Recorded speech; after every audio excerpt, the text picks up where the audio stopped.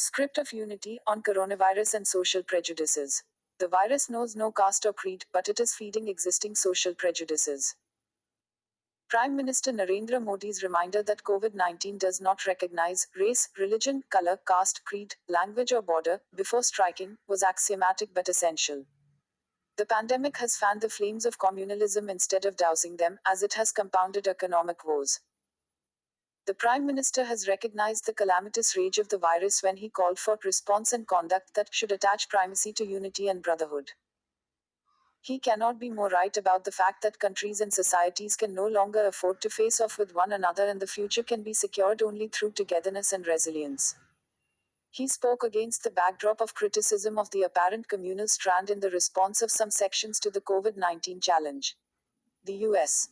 Commission on International Religious Freedom and the UN expressed concern over stigmatization, in India, of a particular community.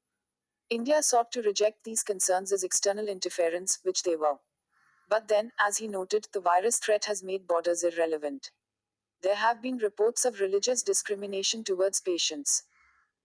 The situation was aggravated when a vocal section of the Indian diaspora, often touted as proponents of India's interests in their host countries, was seen as Islamophobic in the UAE. Such odious digital behavior routinely goes unquestioned in India, but in the UAE, the response has been quick. Many have lost their jobs for posting hateful content, and this culture of diatribe now looms over a critical bilateral relationship that Mr. Modi has personally nurtured. The Indian ambassador to the UAE reminded expatriates that discrimination was against our moral fabric and the rule of law. Indeed, the narrative of the pandemic as a communal conspiracy against the nation began to take shape immediately after a Tablighi Jamaat congregation in Delhi in March turned out to be a prodigious source of the contagion. The centre and the Delhi government appeared to be using the unfortunate episode scripted by an irresponsible and ignorant group to fend off scrutiny of their own shortcomings. A section of the media continues to play a dishonorable role in amplifying it.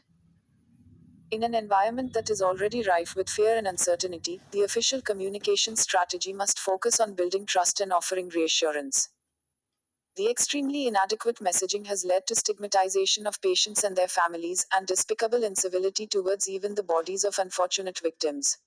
All this makes the Prime Minister's statement timely. His call for unity in the face of this calamity must be translated into firm action, and a good place to begin is the government's own messaging.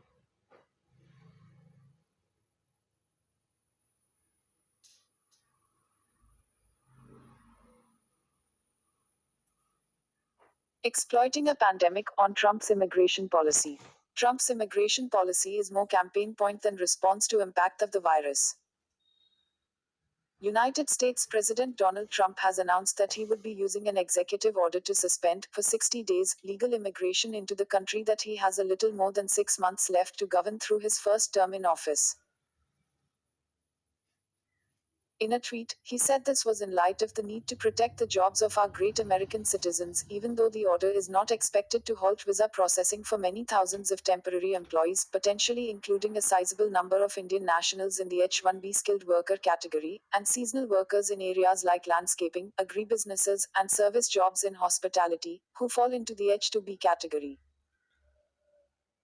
The executive order, which he is expected to sign this week, will also likely carve out exemptions for certain categories of essential workers, including those in healthcare and who have a critical role to play in fighting the ongoing pandemic, and those who seek to immigrate via their immediate relatives.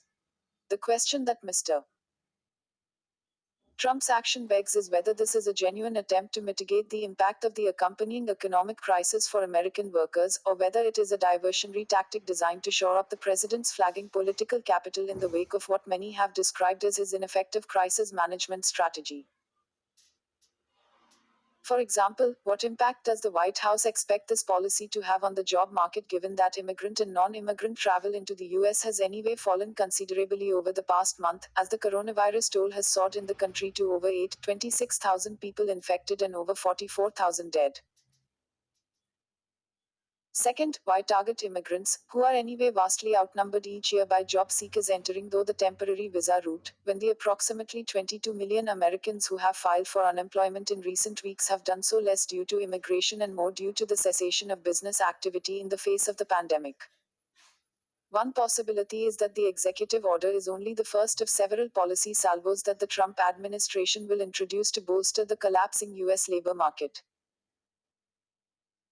Yet if such a comprehensive strategy does not emerge in the coming weeks and months, then that only suggests that the president has pivoted to his signature campaign issue of immigration, like he did effectively during the 2016 election, to animate his core constituent base of blue-collar workers across the red states of the country.